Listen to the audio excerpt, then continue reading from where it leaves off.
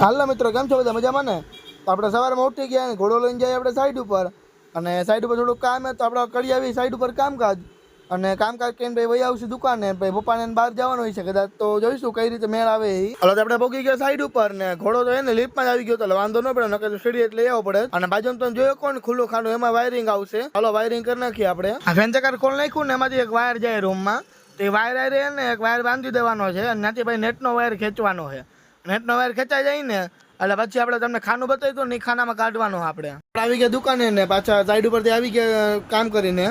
અને કામમાં કંઈ હતો ને થોડોક વાયરિંગ હતો ને નેટનો વાયર ખાલી ખેંચ્યો સમજાણું બીજું કંઈ કામ હતું નહીં.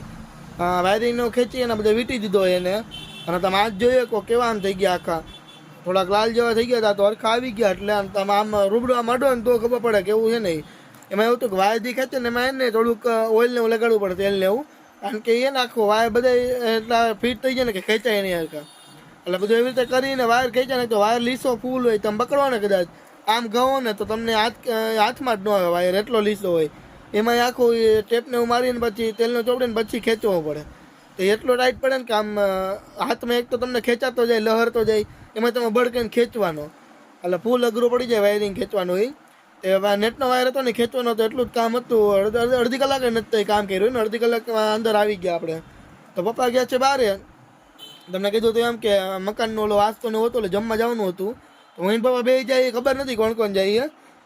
બધા તો પપ્પા એકલા જશે એમ તો ન જાય કે જાય કાંઈ ખબર નથી આપણને જો એકલા જશે તો આપણે બહાર જમવાનું જાય છે બાકી બે જાય છે તો એકલા જશે તો હું બે ઘરે છીએ તો હાલો ઘરે નવરા બેઠા બધું સામાનને મૂકી દીધું અંદર ગોઠવી નાખ્યું હરકો થોડોક વિખાઈ ગયું તો એટલે સામાન આજ તો સવારનો હોય ને કામકાજ હાલે છે એક તો સાઈડ ઉપરથી વયો ગયો પ્લસ દુકાન એટલું કામ હતું થોડોક સામાનને મૂકવાનું હતું હરખું ગોઠવ્યું મમ્મીએ સાફ સફાઈ કરીને અને અમુક ઓલે રોલ પ્લગ નહોતા મળતા રોલ પ્લગ ગોતી નાખ્યા મમ્મી વાય મૂક્યા હતા એને તો એ મળી ગયા હતા તે હરખા મૂકી દીધા જંક્શનનું બધું ગોઠવી નાખ્યું પછી કારીગરનો માલ પાછો આવ્યો તો એ બધું કરી નાખ્યું એટલે સવારમાં અત્યારે લગી બધું કામ એટલું કરી નાખ્યું એમ તો કેટલા વાગ્યા જો 11 વાગ્યા ને હવે નવરો થઈ ગયો હું નવરો તમે બેઠો હું ને એડિટ કરવું વિડીયો હાલો મળીએ થોડીક પછી જો નવું હશે કાંઈક તો બતાવીશ તમને.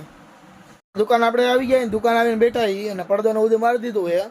એટલે દરરોજની જેમ આપણે ગરમી નહોતા એ રીતે મારી દીધું બરાબર ને અને કામકાજ કાંઈ હતું નહીં બરાબર પંખાનું બધું અંદર રાખી દીધું બહાર પડ્યું હતું તો સવારે મમ્મીએ બહાર રાખ્યું હતું એટલે આપણે અત્યારે તડકાનું અંદર મૂકી દીધું પછી આપણે જઈશું નાસ્તો કરો ત્યારે પાછા અંદરથી બહાર લઈ લઉં પંખા તડકો ન હોય ને એટલે હું તો સવાર કાર રાખી દઉં બપોર પછી તો જોઈશું મેળ આવે તો જઈશું તો ઠીક છે અને નીંદર આવે મને તો હજી હું હતું પણ હવે આપણે દુકાને આવવું પડે ને રજા હોય તો આપણે જોઈશું આપણે પ્લાન કરીએ તો એ રીતે હાલશી ને તો મેળ આવી જાય આપણે પ્લાન કર્યો એ રીતે હાલશી ને તો બ્લોગ બનાવશું દરરોજનો બરાબર ને તો અત્યારે તો બેઠા પપ્પાની હજી તો ગામડે હતા વાડી હતા આપણી તો જોઈશું ક્યારે આવે છે આવી જાય એટલે આપણે પછી જઈશું નાસ્તો પાણી કરવા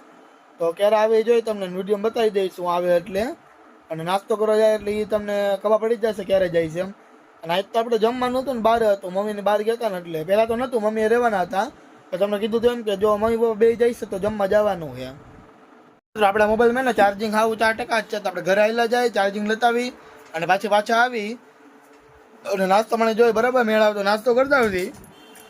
પપ્પાની વાડી હતા એટલે સમજાણું તો અત્યારે હાલો ઘરે આવેલા જાય ચાર્જિંગ લેતા આવું ચાર્જિંગ લઈને આવી એ મળું તમને.